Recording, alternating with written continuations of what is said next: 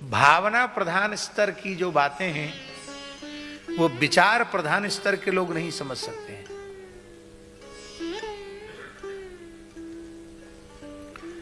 पूज्य पंडित श्री गया प्रसाद जी महाराज गिरिराज जी वाले बाबा सरकार गिरिराज जी की तरहेटी में सोहनी सेवा करते थे, झाड़ू लगाते थे। तो झाड़ू घिस जाती, छोटे छोटे टुकड़े रह जाते तो उनको फेंकते नहीं थे। एक तिनका भी नीचे गिर गया तो उसको फिर से उसी में लगा लेते थे और अपनी कुटिया में एक चौकी पर कपड़ा बिछाकर उन टुकड़ों को रखते थे और नित्य नियम करने के बाद नित्य प्रति मस्तक झुकाकर उनको प्रणाम करते थे। ये गिरिराज जी में रज की सेवा करने वाली सोहनी है। और जब वो 5-10 की संख्या में छोटे छोटे टुकड़े इकट्ठे हो जाते तो उनको सिर पे रख के ले जाते, गिरिराज जी की तरहेटी में खोद करके रज उनको समाधि दे देते थे। ये इन्होंने गिरिराज जी की सेवा की है, इन पर किसी का पैर न पड़ जाए। अब केवल विचार प्रधान व्यक्ति सोचेगा ये झाड़ू जब बुहारने लायक नहीं बची तो फेंक दो, कचड़े में डस्टबिन में डाल दो। सूखा कचड़ा, गीला कचड़ा, आजकल अलग अलग विभाग हो गया, क्या है इसको बटोर के रखने की बात। लेकिन पंडित जी महाराज भावुक हृदय के महापुरुष उस झाड़ू में झाड़ू को नहीं देखते थे, उसमें ब्रजरज की सेवा करने वाली सोहिनी सहचरी का दर्शन करते थे। अयोध्या के एक महापुरुष थे श्री बूढ़े रामायणी जी, परम पूज्य श्री राम सुंदर दास जी महाराज। जीवन भर रामायण पढ़ाई, इसलिए उनका नाम ही पड़ गया बूढ़े रामायणी जी। अभ्यागत संत के समान वो छावनी में रहते थे और ठाकुर जी की सेवा के लिए कलश लेकर श्री सरयू जी से जल लेके आते थे।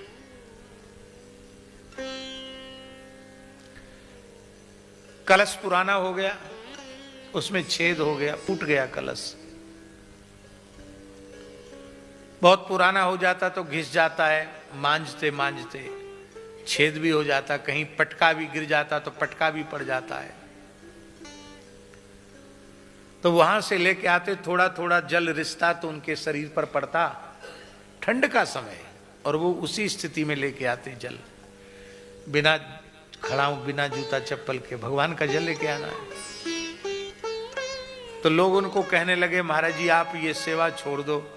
बोले भाई भगवान का प्रसाद पाते हैं, सेवा नहीं करेंगे तो प्रसाद नहीं पाएंगे, सेवा जरूरी है। तो इस कलश को बदल दो। बोले भाई हम भी टूट फूट गए हैं, बूढ़े हो गए हैं, तो हमको भी बदल दोगे आप लोग। कहे तो बाबा जी टूट फूट गए, भगवान की सेवा के योग्य नहीं रहे, बदल दो इनको। अरे भाई वो बात नहीं है महाराज जी, ये फूटा पात्र भगवान की सेवा में निषिद्ध है, तो नया पात्र होना चाहिए। बोले इस फूटे का क्या करोगे?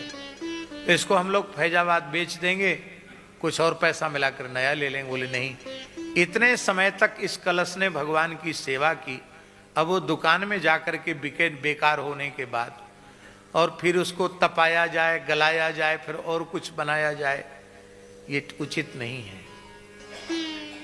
सबने चंदा इकट्ठा किया, नया कलश लाया और पुराने कलश की प्राण प्रतिष्ठा नए कलश में की गई। अब इन्होंने अपना शरीर छोड़ दिया, इनकी चेतना इनमें प्रतिष्ठित हो गई और भगवान की फूल तुलसी रखकर कीर्तन करते हुए श्री राम जय जय राम कीर्तन करते हुए सरयू जी ले गए। जैसे संतों को जल समाधि होती है, ऐसे ही कलश की जल समाधि हुई। इतना ही नहीं, भंडारा भी हुआ।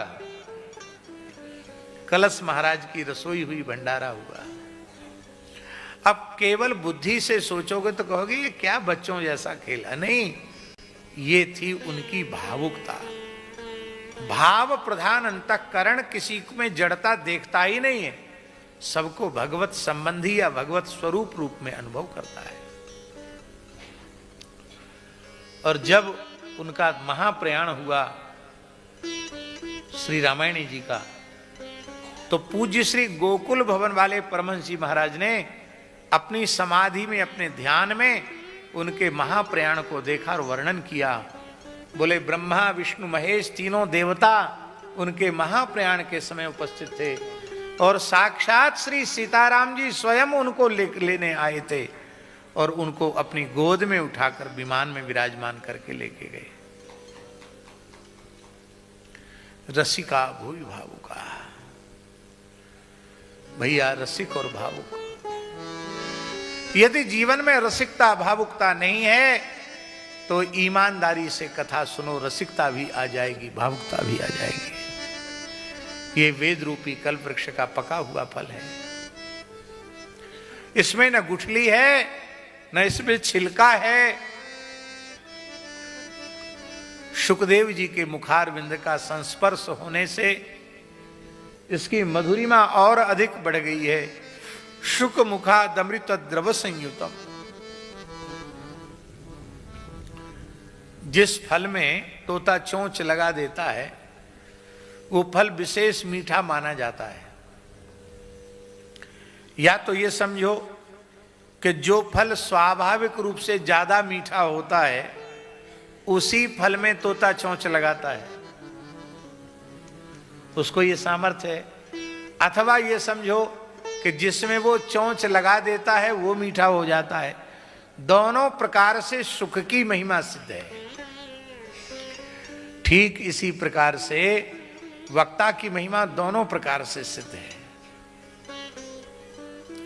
प्रियादास जी महाराज ने भक्तमाल की टीका में लान बना देते, सुनने का काम एक कैसे हो जाता। दो क्यों बनाए? इसलिए बनाए कि सुनो ज्यादा और बोलो कम।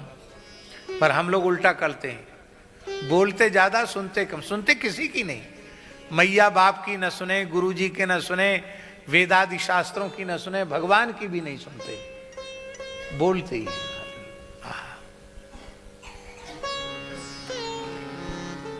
इन कर्ण पुटकों में भर भर करके इस रस का पान कीजिए, क्योंकि भूवि यह रस धरती पर ही सुलभ है। स्वर्गे सत्ये च कैलासे वैकुंठे नास्ते मृषः अतः पिबंतु सद्भाग्याः मामा मुंचत करहिचित। ये रस स्वर्ग लोक में नहीं, सत्य लोक में, वैकुंठ में भी नहीं, कैलाश में भी नहीं। ये रस तो धरती पर सुलभ है और धरती में भी भारतवर्ष में सुलभ है।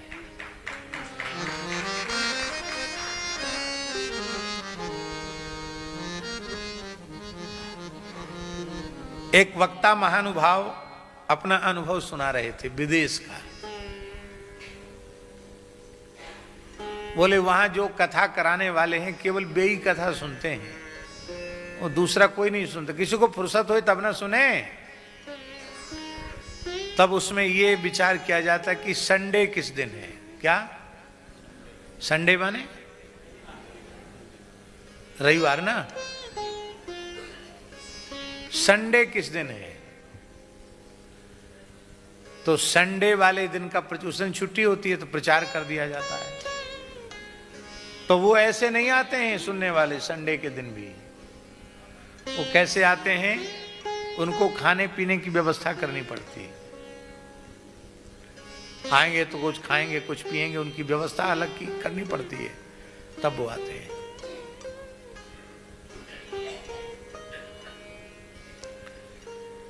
पर धन्य है भारतवर्ष की धरती।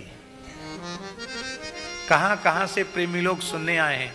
आज भगत जी बता रहे थे कि हमने जितने लोग बुलाए सब सुनने के लिए ही बुलाए, और सब पक्के श्रोता हैं, सच्चे श्रोता, सब सुनने का संकल्प लेकर के ही आए हैं। हमको और कुछ नहीं करना, हमको सुनना है।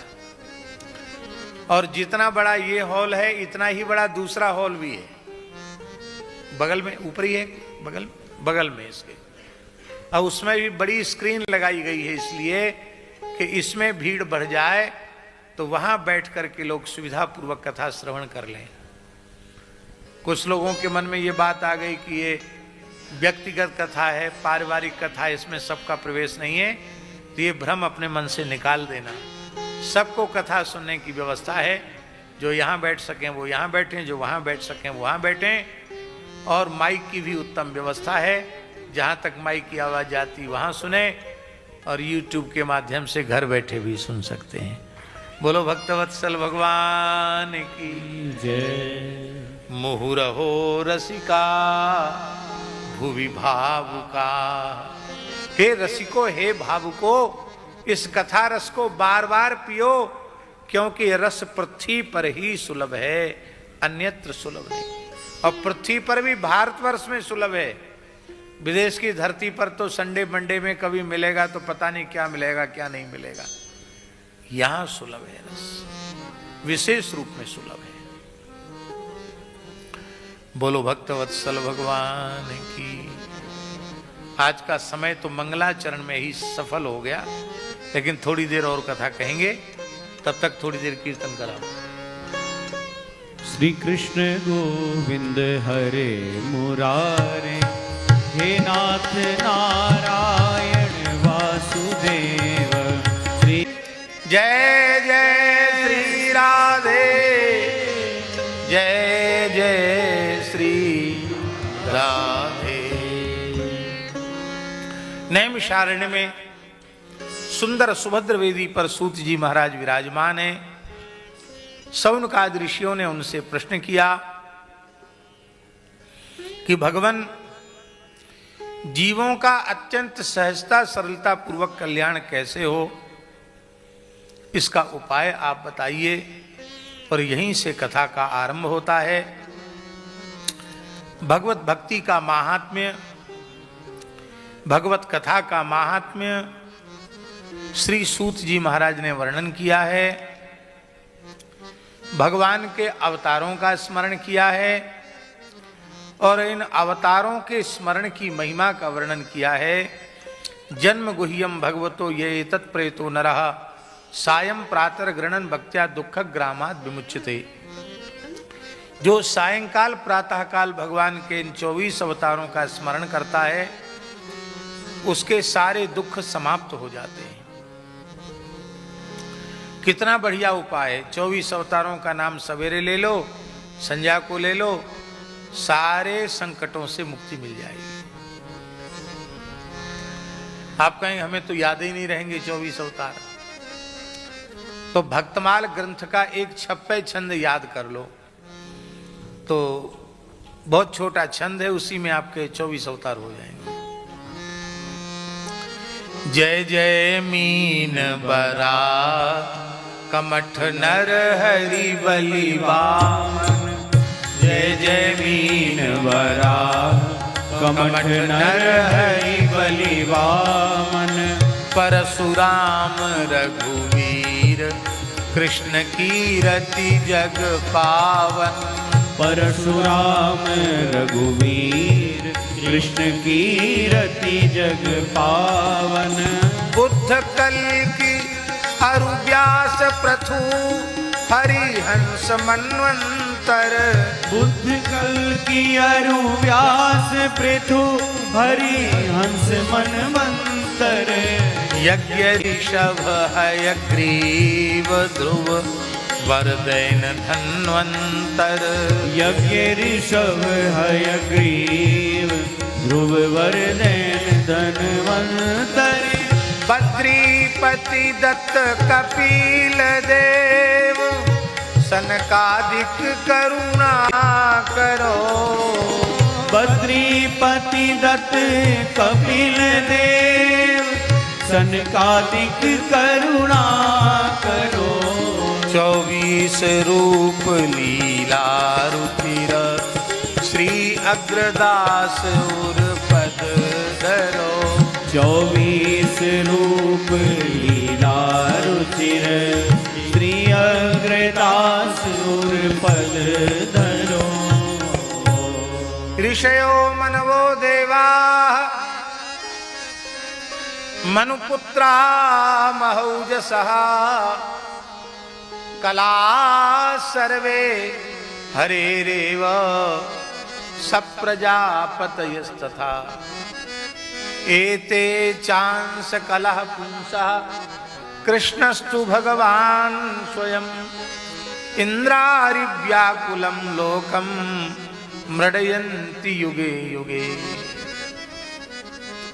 ऋषि देवता मनुपुत्र ये सब भगवान के अंश और कला हैं, किंतु भगवान को न अंश समझना न कला समझना। ये भगवान रामकृष्ण तो परिपूर्ण अवतार हैं। बोलो रामकृष्ण भगवान की। भगवान व्यास पंचम वेद महाभारत जैसे महान ग्रंथ की रचना करने के बाद, 17 पुराणों की रचना करने के बाद, ब्रह्मसूत्र की भी रचना करने के बाद अपने कृतित्व से संतुष्ट नहीं हो पा रहे थे। तब देवर्षि नारद जी ने आकर अपना चरित्र सुनाकर भागवत धर्म की महिमा का वर्णन किया और कहा कि विशुद्ध भागवत धर्म का निरूपण कीजिए, जिसको सुनकर जीव सीधे भगवान में लगें, तभी आपको संतोष होगा। क्योंकि आपके लेखन का प्रयोजन ये कि सब जीवों का परम कल्याण हो, और परम कल्याण जीवों का तभी है होगा जब वे विशुद्ध रूप से भागवत धर्म का आश्रय लेंगे।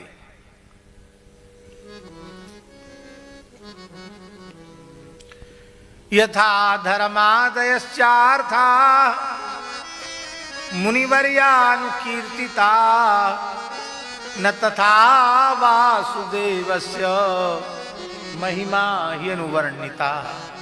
वैसे आपने भगवान की महिमा का वर्णन नहीं किया। देखो, मैं पूर्व कल्प में उपवरहण नाम का गंधर्व था। ब्रह्मलोक तक मेरी गति थी। ब्रह्मलोक कथा सुनाने के लिए, कीर्तन करने के लिए, अभिनय करने के लिए गया था। पर भक्ति शून्य अंतःकरण होने के कारण ब्रह्मलोक की अप्सराओं को देखकर मोहित हो गया। अपने हाव भाव कटाक्ष से उनको अपनी ओर आकृष्ट करने लग गया।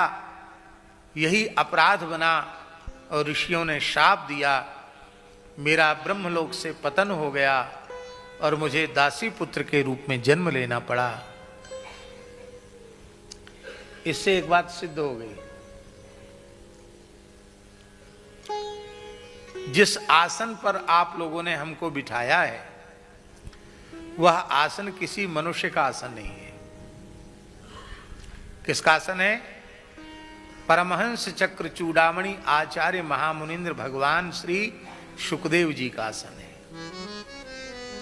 भगवान व्यास का आसन है। हम व्यास जी नहीं हो सकते और हम शुकदेव जी भी नहीं हो सकते, हम जानते हैं। लेकिन क्या हम यह विचार नहीं कर सकते कि जिस आसन पर हम बैठे हैं सुखदेव जी का आसन है? इसलिए वक्ता को हाव भाव कटाक्ष से किसी के रूप को, किसी को देखकर उसको आकृष्ट करना, यह उस वक्ता के पतन का कारण है। व्यक्ति को देखकर कथा मत कहो, भगवान को ध्यान में रख करके कथा कहो। नित्य सिद्ध भगवत भक्तों को ध्यान में रख करके कथा कहो। अभी तो हम थोड़ा ठीक बैठ के कथा कह रहे हैं। एक बार हमने ग्वालियर में कथा कही, बहुत पुरानी बात है।